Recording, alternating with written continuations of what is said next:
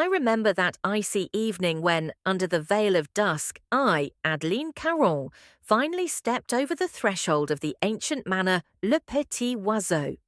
The long months spent behind the grim walls of the clinic La Lumière, located on the outskirts of the historic town of Bourg-Laurent, had inflicted wounds upon me that time could not heal. Within my heart, fear, anxiety, and a strange anticipation of change raged, while my thoughts swirled around one question. Would I be able to reclaim the part of myself I had lost and recreate a world that had become unfamiliar? As I emerged from the gloom of the clinic, I felt the piercing cold wind embrace me, as if to remind me of abandonment and loneliness. A damp, winding road, carpeted with fallen leaves, led me to the manor where I had once felt safe. But now everything was different. Already at the entrance, I noticed a pair of watchful eyes glimmering behind an old wrought-iron fence, and my heart began to race. Who could that be?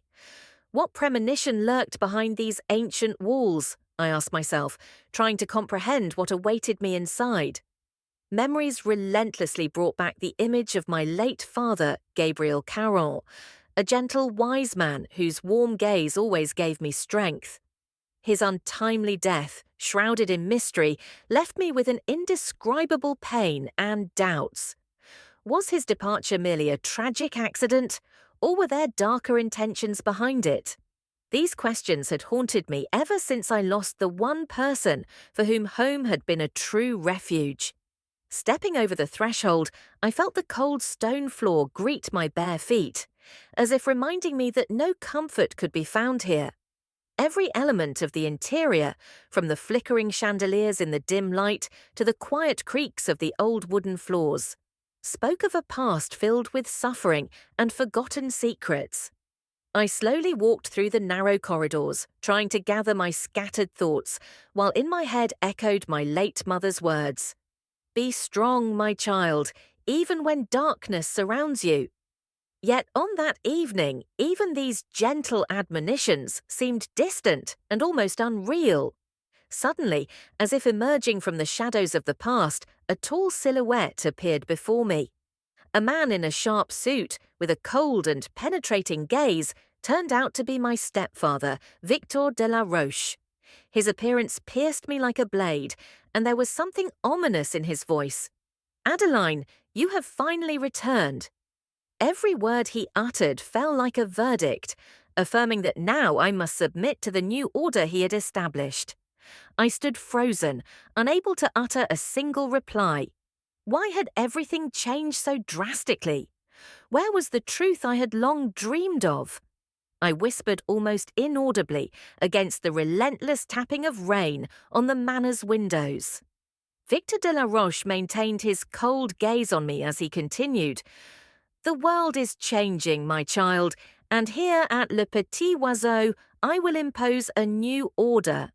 His words cut into me like sharp blades, reopening the wound of my father's loss and the betrayal I sensed in every one of his gestures. In that moment, I felt that the house no longer belonged to my past, that here a foreign authority reigned. Every room, every sound, from the soft rustle of old doors to the distant echo of footsteps, reminded me of long-gone times when the home had been filled with laughter, warmth, and love. Now everything exuded coldness and silence, a harbinger of the trials I was about to face. I looked into an old mirror in one of the corridors and saw the reflection of a woman, tormented by years of suffering and endless sorrow. Who am I now? Who am I without my father, without those words he used to say, "Be strong, my dear," I asked, each word echoing within my soul. My reflection seemed unfamiliar, devoid of its former radiance, but deep inside, I already felt a burgeoning resolve. Suddenly, from behind a half-open door, a soft whisper reached my ears, as if a voice from a distant past was calling my name. Adeline! This barely discernible sound stirred memories of days when hope was near, when love resonated in every word. I moved closer, my heart beating anxiously, and the voice repeated, "Do not be afraid, I am near." as if offering a reassuring promise, granting comfort amidst the encroaching darkness. Then, standing face to face with Victor de la Roche, I felt a spark of protest and determination ignite within me. "I will not allow you to erase what remains of my past," I declared, trembling yet resolute. His cold and merciless reply was final. "There is no place for dreams in this house, Adeline. Here, order reigns, and you must accept it." Those words brought me back to reality, a reality where the pain of loss, fear, and despair took center stage, yet where an unwavering resolve to uncover the truth, long hidden behind a veil of silence, was also born. Standing in that ancient house, amid the sounds of ceaseless rain and the whispers of shadows past, I realized that this return was only the beginning of a new battle. A battle for the right to know the truth about my father's death, for the right to reclaim the light that once warmed my heart. I sensed that challenges lay ahead that would call into question everything I had believed in, yet simultaneously offer a chance to revive a lost soul. On this first step toward the unknown, I knew one thing. My life would no longer be subject to another's power. Every step on the cold stone of the ancient floor was a declaration that I was no longer that helpless little girl once locked away within the walls of La Lumière.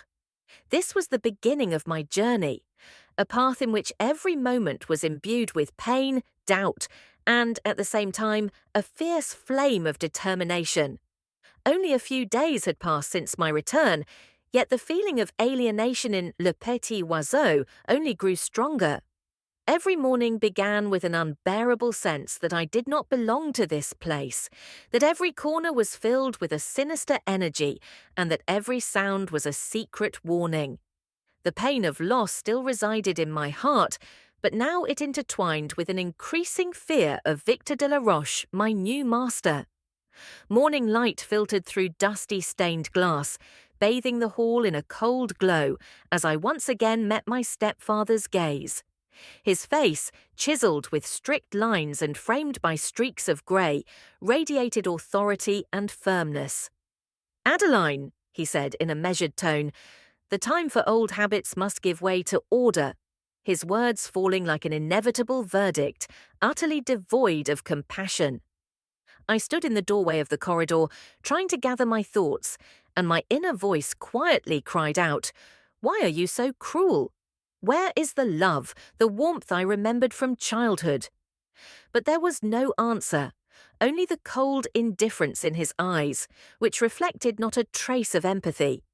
That evening, as the rain outside began to subside, I found myself alone in my room, seeking refuge from the torment of loneliness. The dim light of a candle played on the walls, and every shadow seemed like a living memory of the past, of days when the house was filled with laughter and conversation. I recalled how, in my childhood, Victor had seemed nothing more than a guest, a man my mother called a friend. But since then, everything had changed. He had become not only the master of this house, but also of my destiny. I could no longer contain the storm of emotions within me, and one night, when everyone else had fallen asleep, I quietly left my room and headed for the hall. There, beneath the arches of the ancient ceiling, I gathered all my pain and disappointment. "I am tired of your diktat," I whispered, almost inaudibly, "tired of living in a world where dreams are suppressed by force." My words echoed through the empty hall like a challenge to an unseen enemy. It seemed as though even the walls tried to hear my cry, yet they answered only with silence. The next morning, when Victor de la Roche once again walked through the house, I overheard him speaking with one of his servants. "A new life demands discipline," he said, "and no old customs will return us to the former order." His voice was cold and unyielding, and every word pierced me like a knife, leaving scars that were difficult to heal. From that moment on, I understood. There was no place for gentleness and tenderness in this house. Here, an iron hand and absolute control reigned. Inside me grew a feeling I tried to suppress, but it accumulated like anger, ready to burst forth. How can one live in such a world? I wondered, gazing out the window where the silhouettes of ancient towers and narrow streets of Bourg-Laurent blurred into view. I heard the distant tolling of bells, a reminder of time's relentless march forward, indifferent to my suffering. If only father were here, I murmured softly, feeling as if my soul was being torn apart by this silent question. One day, Victor made an unexpected proposal to hold a family dinner where everyone still living in the manor would gather. I, full of conflicting emotions, did not know how to react. On one hand, I feared facing the past with people who might know more than I thought. On the other hand, the desire to get closer to the truth stirred within me with renewed strength. The dinner took place in an atmosphere of strained politeness. At a long table adorned with exquisite porcelain and flickering candles, unfamiliar faces gathered. Old family friends, proud and aloof, as if time had stopped for them. Conversations were superficial, everyone careful not to reveal their true thoughts, but I could read between the lines. In every glance, in every gesture, something unsaid lingered, something that could change the entire picture of my past. When Victor rose to propose a toast, his voice sounded so confident and authoritative that it seemed as if all of life belonged to him. "My dear ones," he said, "today we celebrate not only Adeline's return, but also the beginning of a new era, where order and discipline will be the guarantors of our well-being." His words, filled with false warmth, only deepened my sense of injustice. In my mind, my late father's words rang out once more, reminding me that true strength is born not from suppression, but from the freedom of spirit. After dinner, I wandered into the garden, where the night air was imbued with the scent of roses and moist earth. Under the starry sky, among the forgotten alleys, I felt my heart fill with determination. "I will find the truth," I whispered to myself. "I will not allow you, Victor, to control my destiny." These words became not just a promise, but an oath I took to myself. At that moment, a spark of rebellion was born in my soul, quiet yet unyielding. Yet, at the same time, the fear of the unknown did not let me go. Every shadow seemed to embody the past, every rustling leaf a harbinger of doom. I wondered, what is Victor de la Roche hiding? What secrets is he so diligently trying to conceal so that his power remains unchallenged? My thoughts churned like waves crashing against rocks, and every new question only intensified the inner conflict. Returning to the house, I heard Victor speaking with one of his closest associates in the corridor. He spoke of upcoming changes, of how soon everything in the manor would be brought into strict order. His words sounded as if he were preparing an army for a decisive battle, a battle for control over every corner of this place, where every crack in the walls held memories of the past. "We cannot allow weakness to infiltrate our ranks," he said. "Order must be established in everything, even if it means sacrificing something dear." These words awakened in me a sense of an impending storm, a premonition that my struggle was just beginning. Sitting in a dark study, I tried to make sense of everything happening around me. My thoughts were full of contradictions. An urge to return to my old life clashed with the realization that I could no longer be the same. My inner monologue became my only solace, a place where I could express myself without fear of judgment. Perhaps if I find the answers, I pondered, all of this will turn out to be an illusion created by my mind, worn out by long years of solitude. Yet even in those moments of doubt, the voice within me said, "No, you must fight. Do not be afraid. True strength is born from pain and suffering." That night, when the moon rose high above the manor, I could not sleep. Lying in the darkness, I listened to the soft rustle of branches outside the window, trying to piece together all the fragments of thoughts and feelings. "Tomorrow," I whispered repeatedly, "tomorrow I will begin to seek the truth, even if I must go through fire and water." These words sounded like a promise, a call to action that tore through all my doubts and fears. I realized that with each passing day my resolve grew stronger and the pain of the past deeper. Yet it was precisely this pain, like a harsh teacher, that hardened my spirit. Victor de la Roche, the new master of this place, with his presence and ruthless orders, tried to turn my return into a trial with no escape. But I already knew one thing: no one could erase memories or change the love my father had given me. And in that love, in that undying light, I found the strength that allowed me to believe, even in the darkest moments, that there would be light ahead. Thus, each new day became a battle, not only for my freedom, but also for the right to remember, for the right to live without surrendering to the face of a cruel fate. And even if Victor de la Roche continued to assert his power, I already felt that something more was awakening within me than a mere desire to resist. It was a longing for truth, a yearning to reclaim my lost past and build a future where I would be the master of my own life. Not much time had passed since I vowed to find the truth, yet the shadows of the past were already gathering like harbingers of an impending storm. The nights grew longer and the memories more vivid, and every rustle, every barely perceptible sound in the corridors of Le Petit Oiseau awakened old wounds and undisclosed secrets within me. On one such cold evening, as a storm raged outside the windows, I found myself in the old library.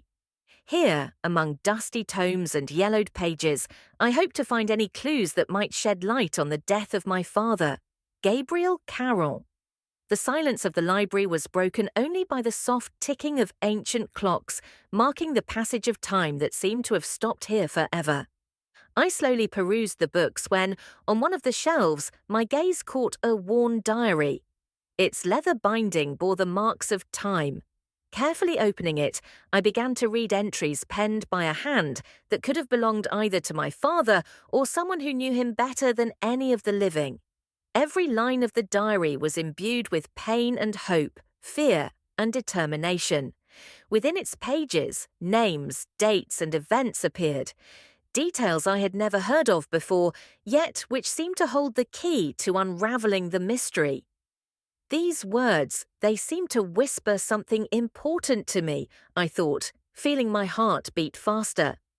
On one page, I discovered a mention of a mysterious meeting that had taken place several days before my father's death. It spoke of how Gabriel had secretly met with a certain Mr. Lambrou, a man whose name had never before been mentioned in our family. The entries were fragmentary, yet they carried an unmistakable sense of unease. Today I met with Lambrou.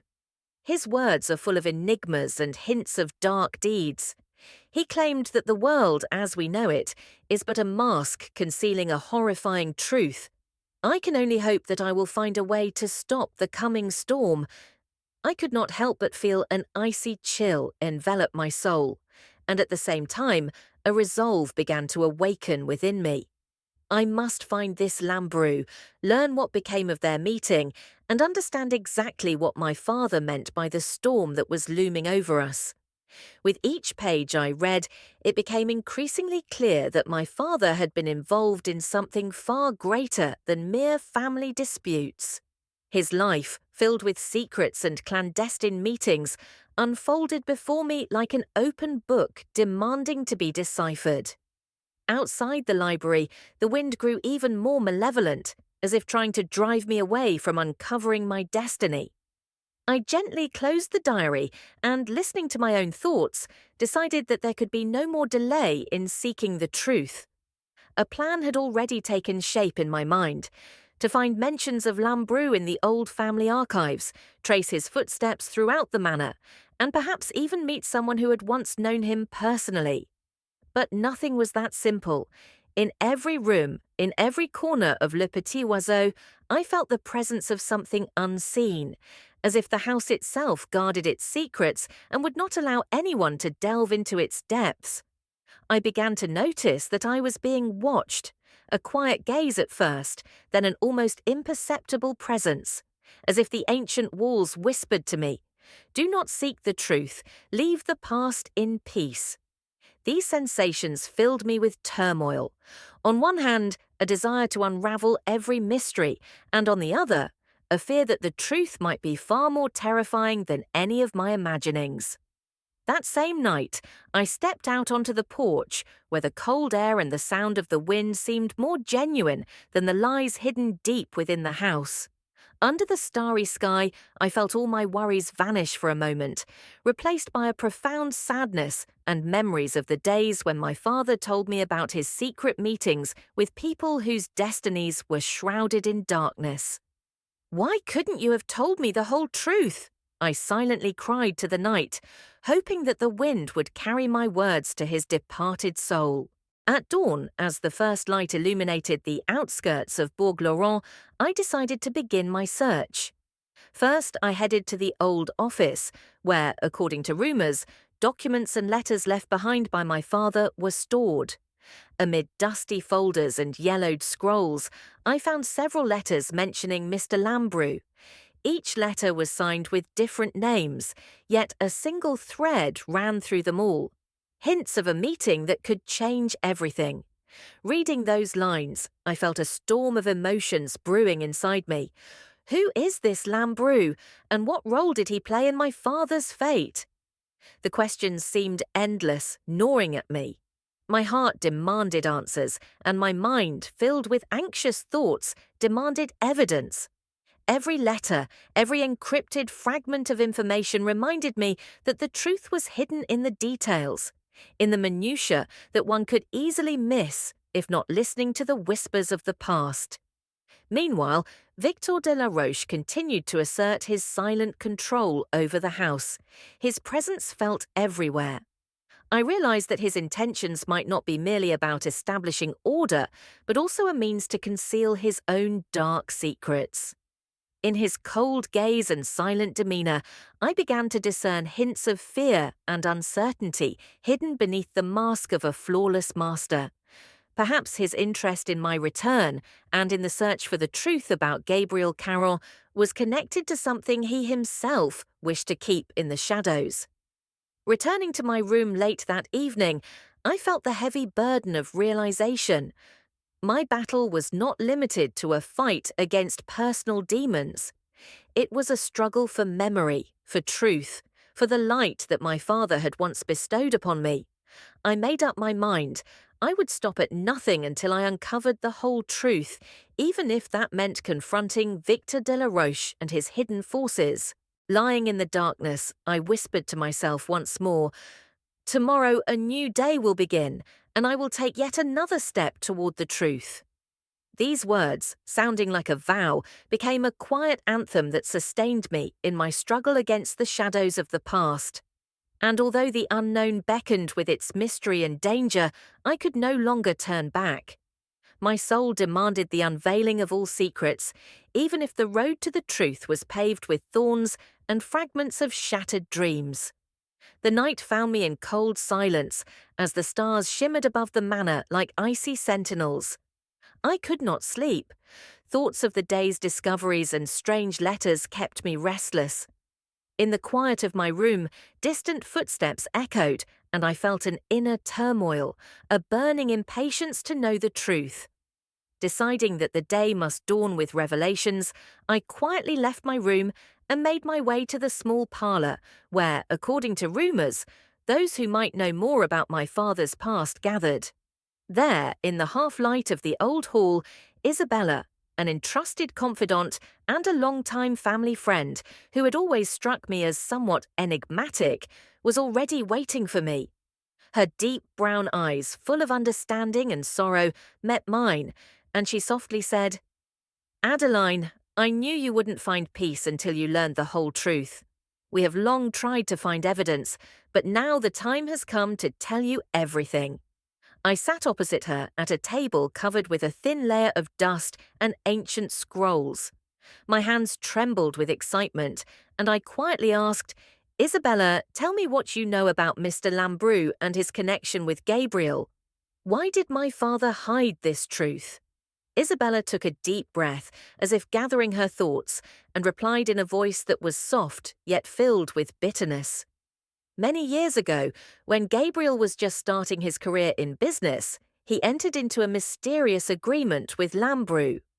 This man was not merely an investor or partner. He possessed connections that extended far beyond our understanding.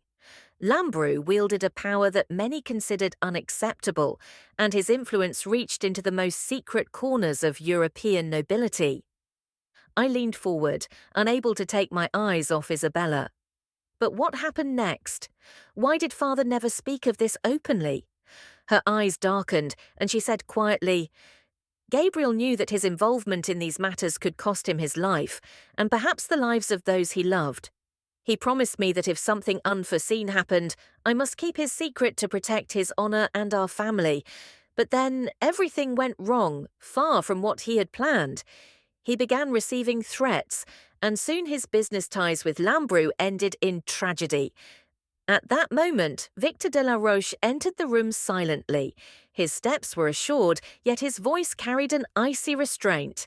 Adeline, Isabella, is it true you have decided to continue these inquiries? I think some secrets are better left undisturbed.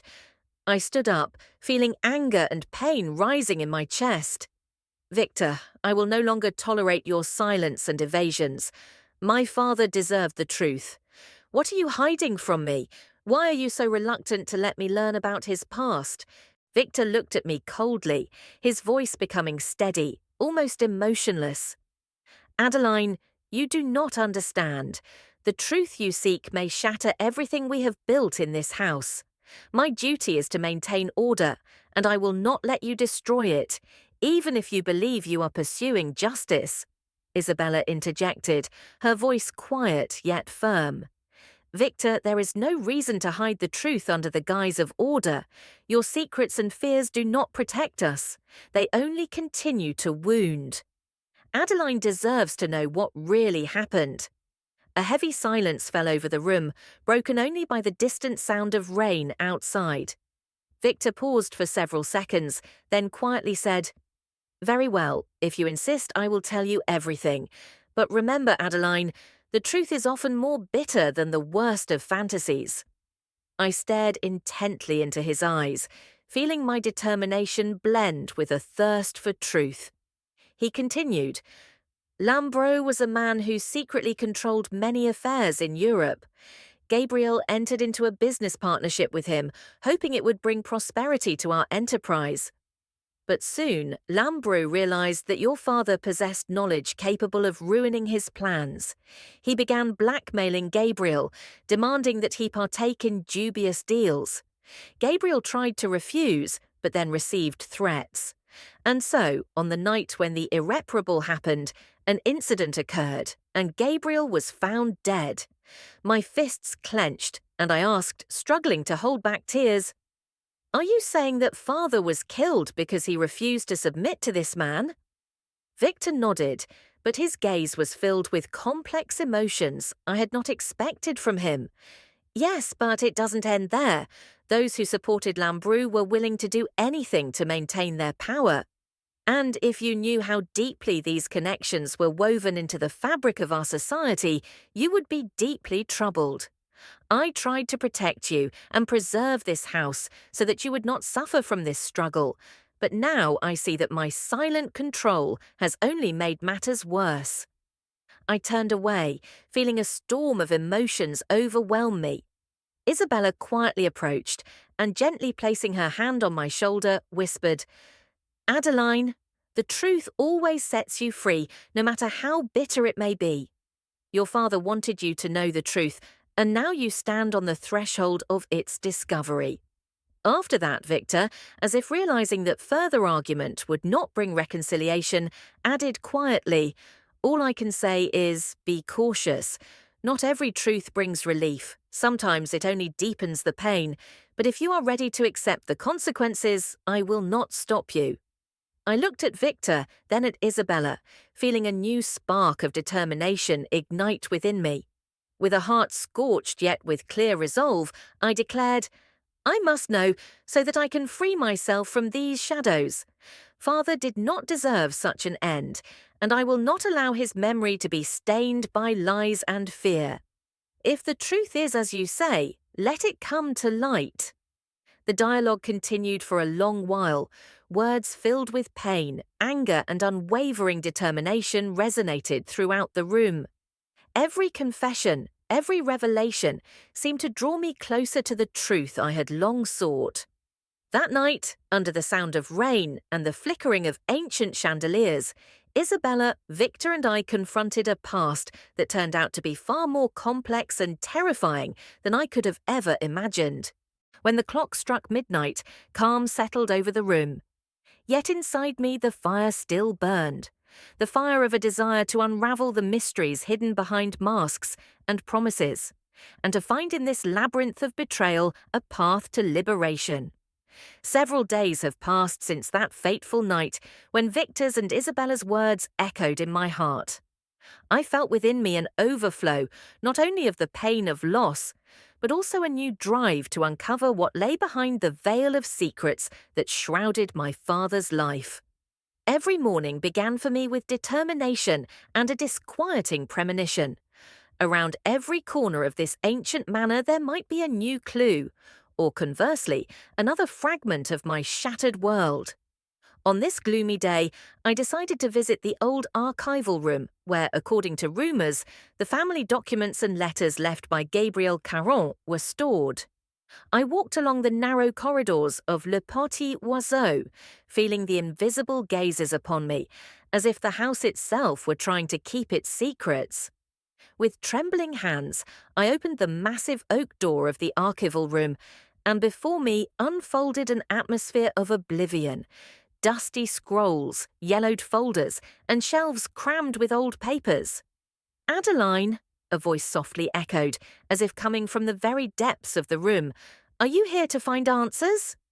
I turned and saw an elderly woman in a worn coat with her grey hair neatly tied up. Her face, lined with wrinkles, was full of gentle sorrow and wisdom. "Who are you?" I asked, trying to hide my excitement.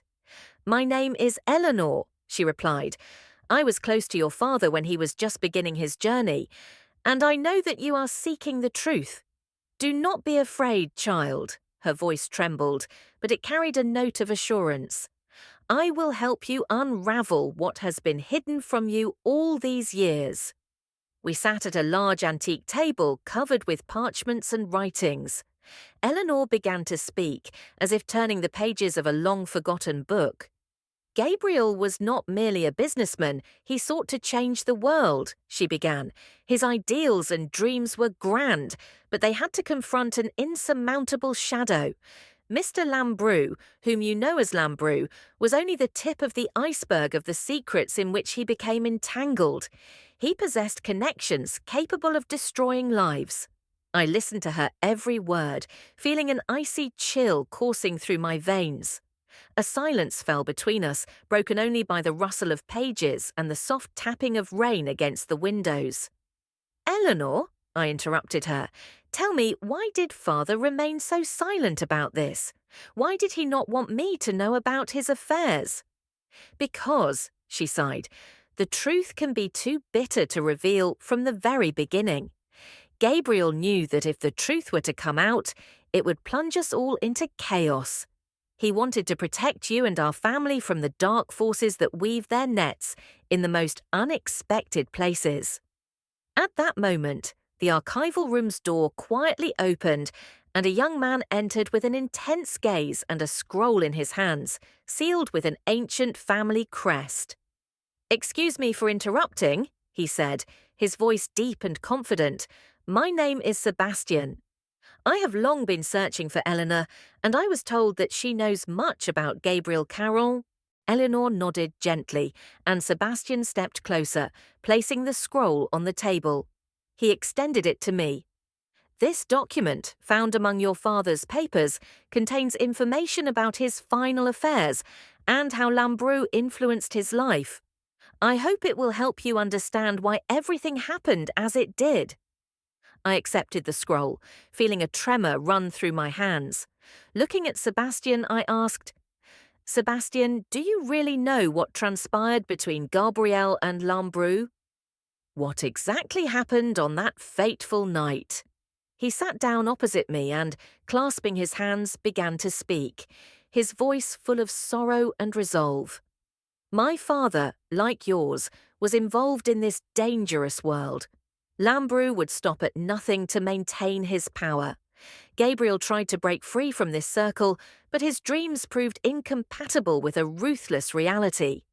On the night he perished, everything was so tangled. Rumors, threats, secret meetings. No one could say for certain what truly happened. I looked at Sebastian with the hope that answers would come through his words.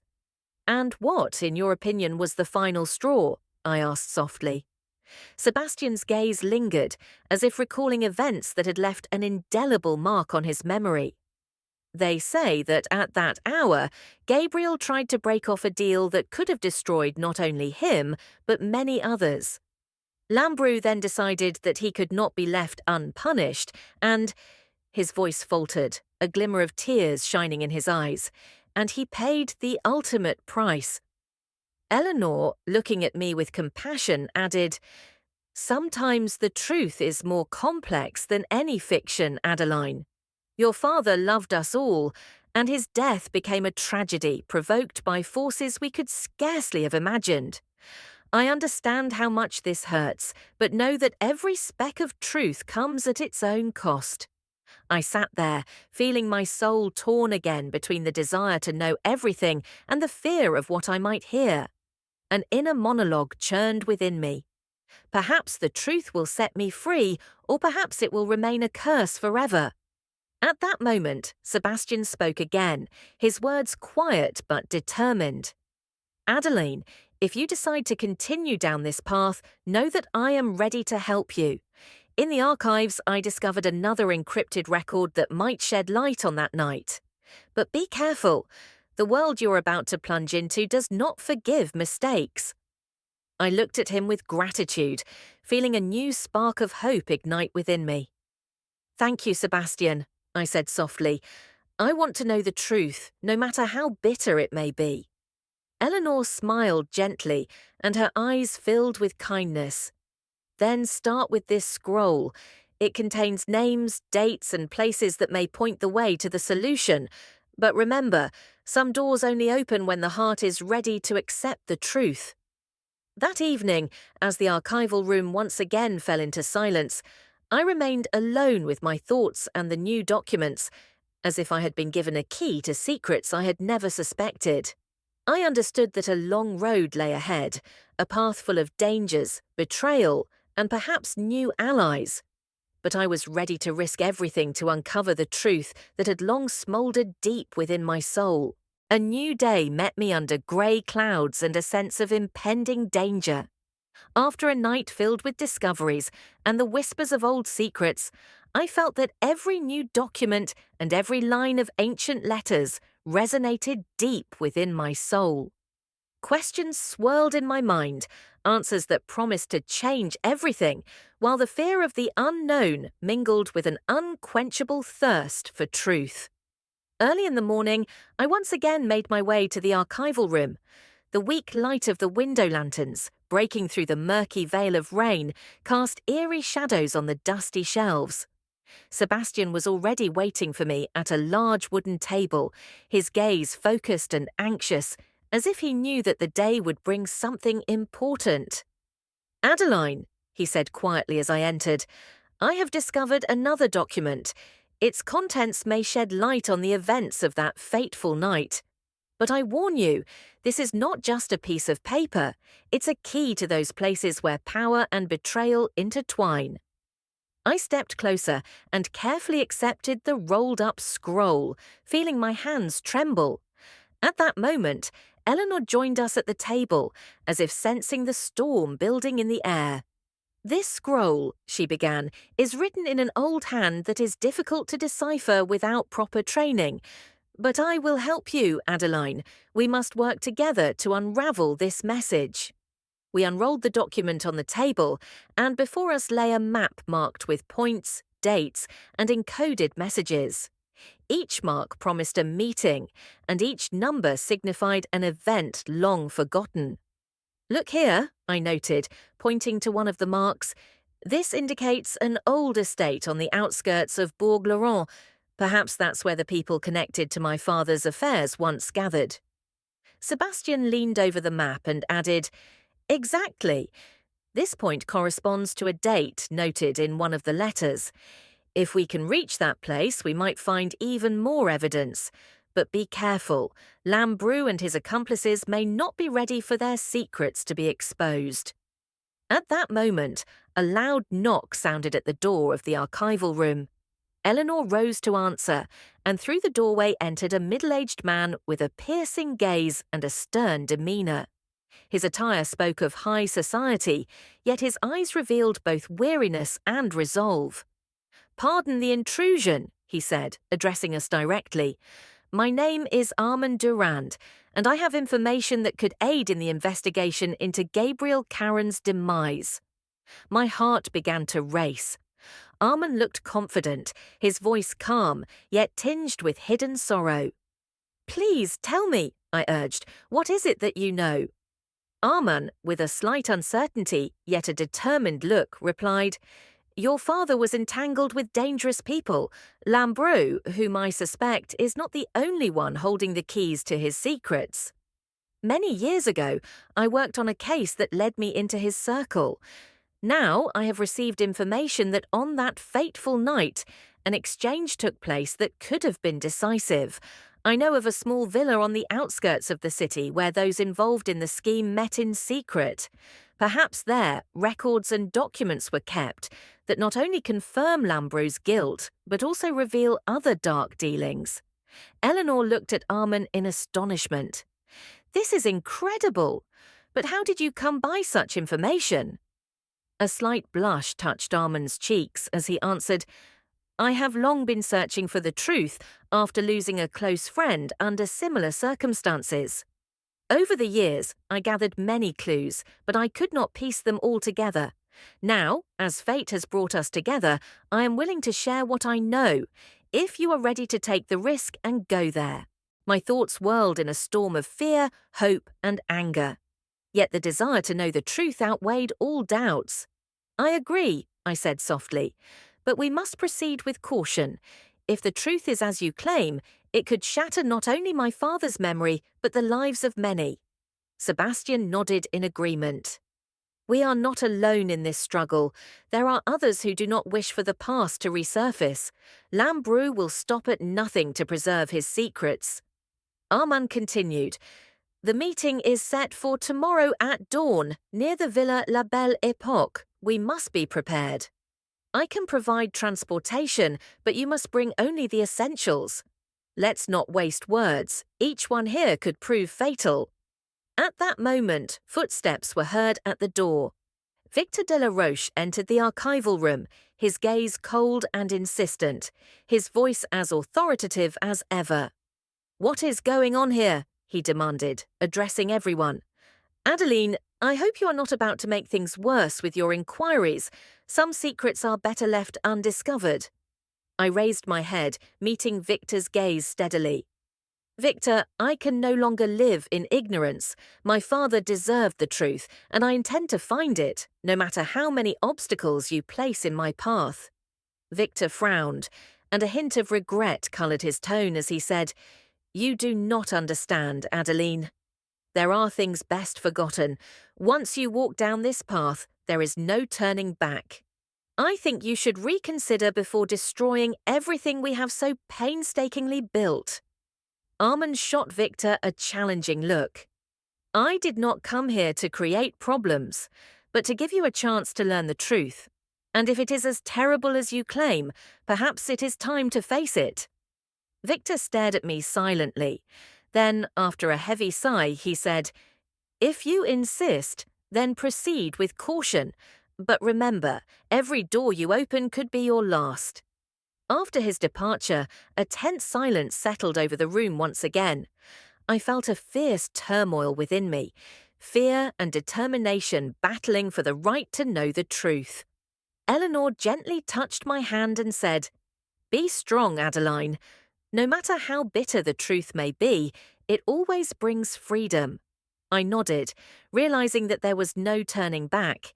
Everything I had ever sought culminated in this moment, a moment when I had to choose between the comfortable ignorance of the past and the painful truth that could change everything. Gathering my resolve, I said softly to Sebastian, "Tomorrow at dawn. We're going to the villa La Belle Époque. May this journey lead us to the answers."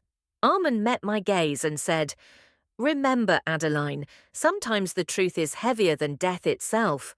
But I believe that together we can bear its weight." With newfound courage, I replied, "I must do this, for the memory of my father and for the freedom of my soul. Tomorrow we meet at the villa."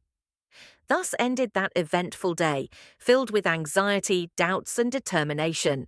The shadows of the past were receding, making way for a new dawn, and I felt that the boundary between truth and falsehood was about to be erased. Morning came, and the cold dawn, like a harbinger of change, slowly broke through the gloom.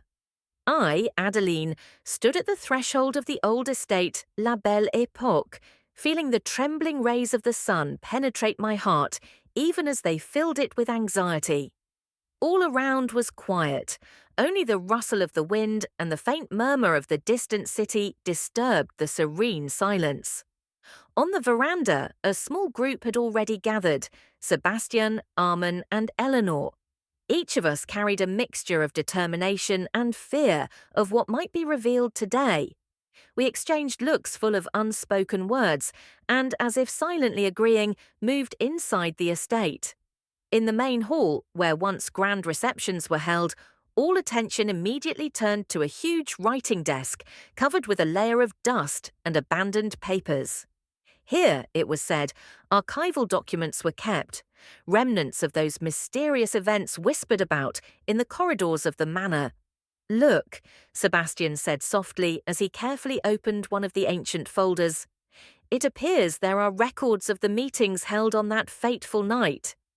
I stepped closer, trying to make out the lines written in faded ink. My heart pounded wildly, and everything inside me seemed shrouded in a mystical haze. Armand, scrutinizing the documents, broke the silence. "These records confirm that Gabriel tried to break off the agreement he had with Lambrou.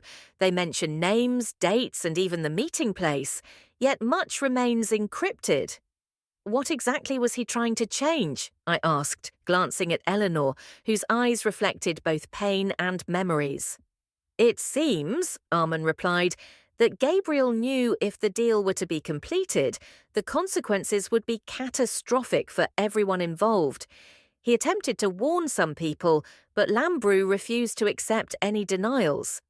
At that moment, the hall's door burst open with a resounding crash, and a middle-aged man with a stern expression and a commanding voice entered. "You must be seeking the truth about what happened, aren't you?" he asked, addressing us as if assessing our resolve. I raised an eyebrow and replied, "And who are you to have the answers if you were not part of these dealings?" The man stepped closer, and his gaze softened. "My name is Maxime Duvin. I am a former associate of Lambrou. For many years I was his right hand, but then I realized that what I was serving was nothing but lies and betrayal. I am ready now to tell you what I know, if it will help atone for the sins of the past." Eleanor exchanged a look with Maxime, then said quietly, "Every truth has its price, Adeline. But if you are prepared to pay it, listen carefully."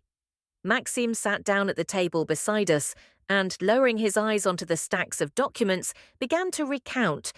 Gabriel was talented and honest, but that night he was forced to choose between honor and survival.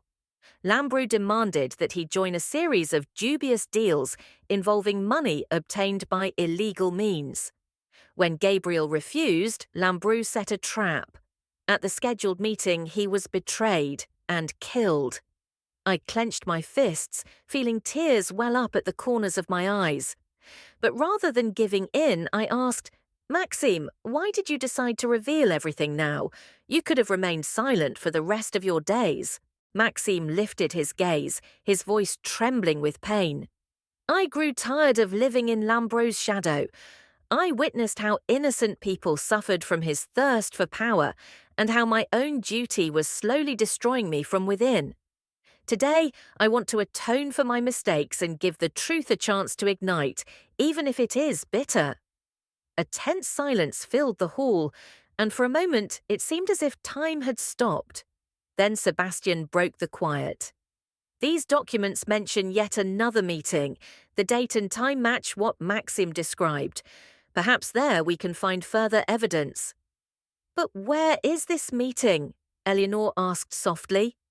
Maxim pointed to one of the lines in a document.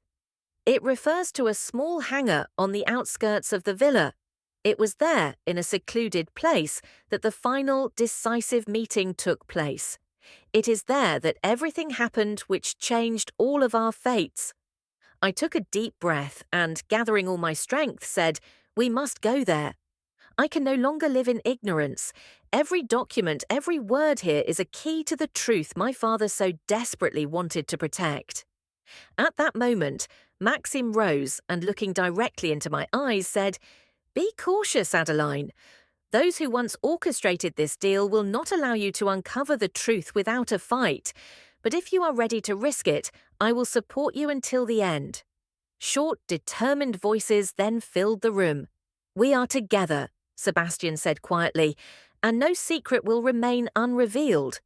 Eleanor added, "The truth demands courage. If we do not bring it to light, we will never find peace." I looked at each of the gathered faces, feeling a flame of determination ignite within my chest. After a moment of silence, I declared, "Tomorrow, at the first light of dawn, we will head to the hangar. Let this path, however dangerous it may be, lead us to the truth. I am ready to accept any consequences to restore my father's memory." Maxim nodded. "Then let's prepare. Every minute counts, and time moves relentlessly forward." We spent the remainder of the morning discussing and preparing, studying the documents, devising a plan of action, and considering the potential risks. Each of us knew that ahead lay not only a dangerous encounter, but also a confrontation with those forces that for centuries hid their truths in the shadows. When the clock struck noon, we dispersed to gather for the dawn meeting. I stood on the veranda, gazing at the old facade of the estate, while fear and determination waged war within my soul. My thoughts cried out, the truth must be revealed, regardless of the risks. And with that resolve, I understood that there was no turning back. At dawn, as the first rays of the sun barely touched the cold facade of the abandoned hangar, our hearts beat in unison with a shared anxiety and determination. We gathered as one before the entrance to that ominous place where, as we were told, the most terrible secret capable of shattering lives was kept. "Are we ready?" Sebastian asked quietly, his voice trembling yet resolute, as if he knew there was no turning back. I looked at each of us. Maxim, with eyes full of pain and regret. Eleanor, whose gaze pierced to the very soul. Armand and Sebastian, ready to sacrifice much for the sake of truth. Taking a deep breath, I said, "Let's go. The truth cannot be hidden forever, and today we will open every door." We stepped into the hangar. Inside, it was cold and dark, with only a faint light filtering through broken windows, painting ghostly patterns on the floor.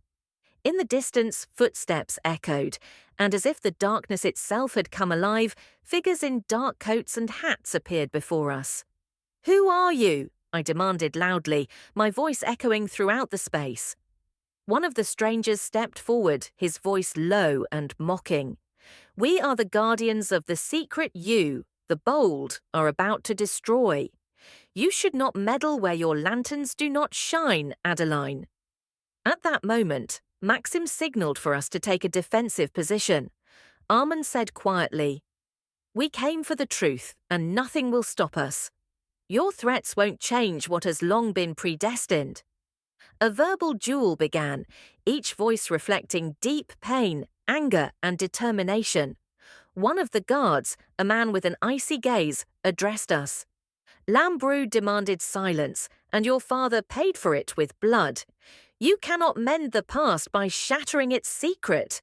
I could bear it no longer and shouted, My father always said that the truth is the only path to freedom.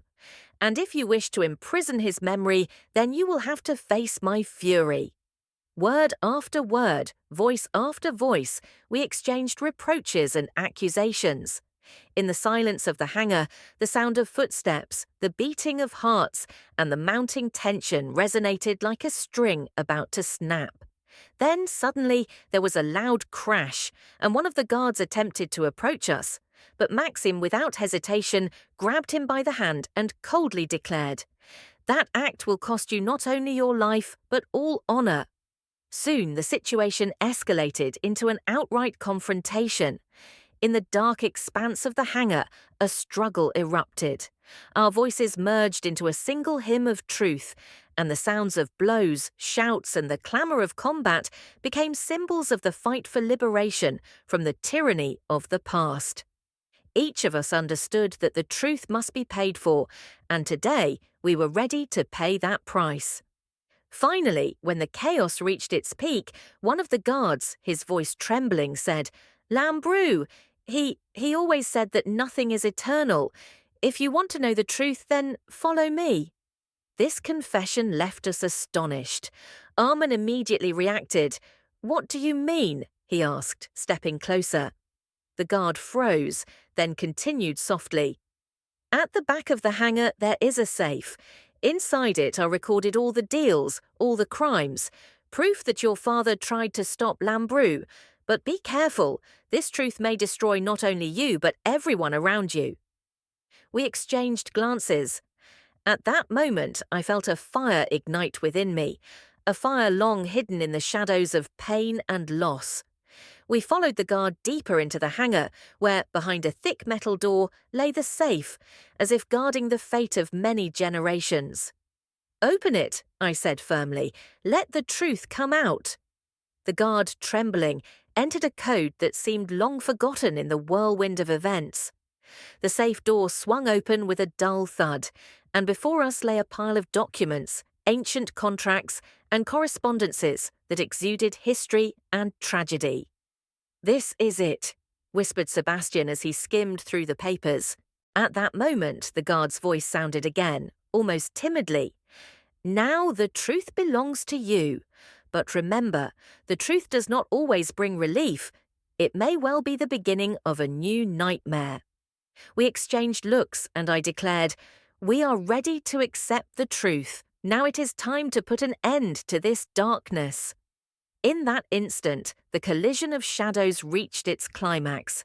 The guards, those who had protected the secret, retreated, and silence filled the hall, laden with the echo of a revealed history. Our hands trembled from what we had endured, and our hearts beat as one, a testament to the fact that the truth, however bitter, always finds its way to the light. A late morning roused us with the gentle rustling of the wind playing with the curtains in the hall of Le Petit Oiseau. The sun, like a timid child, broke through the clouds, illuminating the long corridors and ancient walls as if heralding the beginning of a new day. In that moment, I felt an overwhelming sense of liberation fill every part of my being. Our long and arduous journey toward the truth had reached its climax, and now, with all the secrets, fears, and pain finally brought to light, I could face a bright future. We gathered in the main hall, where all the discovered documents, testimonies, and letters that could forever change the course of history lay spread out on the table. Victor de la Roche, Maxime, Sebastian, Eleanor, and even Armand exchanged silent glances, their eyes reflecting a mixture of sorrow and hope. Each of us understood. The past, no matter how dark, cannot be changed, but it can be accepted and serve as a foundation for a new beginning. I rose from where I had been sitting and, addressing everyone, declared, "Today, as the very first genuine ray of sunlight bathes our home, we bear witness to the fact that truth, like the morning light, always triumphs over darkness." My father, Gabriel Caron, was not just a man. He was a symbol of courage and belief in justice. His death was a tragedy born of betrayal and greed, but today we have exposed all those secrets. Let this day be a new beginning for us all, a beginning in which each of us can live in freedom and peace. My words echoed through the hall, and the eyes of those around me shone with gratitude and understanding. Victor, with a heavy yet sincere gaze, quietly added, "Perhaps I was mistaken in trying to hide the truth behind my cold mask. Today I understand that only openness and honesty can lead us to salvation. May Gabriel's memory serve as a lesson to us all that evil never prevails when there are people ready to fight for justice." Maxim, nodding restrainedly, said, "Each of us has paid our price for this truth, but let our sacrifices not be in vain, and may they become the light that guides future generations." Eleanor, looking at me with a tender smile, said, "The truth always demands courage, and today, looking into your eyes, I see that this courage lives in the hearts of each one of us." We stood in silence, listening to the gentle whisper of the morning wind outside the windows, as if carrying away the last echoes of old sorrows. In that moment, I realized that every wound, every tear had led us to this dawn, to this moment of liberation. Dear readers, thank you for accompanying me on this difficult and turbulent journey. Your comments, letters, and subscriptions warm my soul and remind me that even the darkest stories can resonate in people's hearts. You are an integral part of this story, and I sincerely hope that the tale of our struggle for truth and liberation from the shadows of the past has brought you not only emotions, but also hope. May this final dawn become a symbol of a new beginning for each of us, reminding us that truth and light always defeat darkness. I am grateful for your attention, your support, and for sharing this journey with me. And now I would like to ask you, dear readers, what does truth mean to you, and are you willing to fight for it, even if it brings pain? Your opinion is important to me, and I would be delighted to hear your thoughts in the comments. Thank you for reading, thank you for your feedback, and until we meet again on the pages of future stories.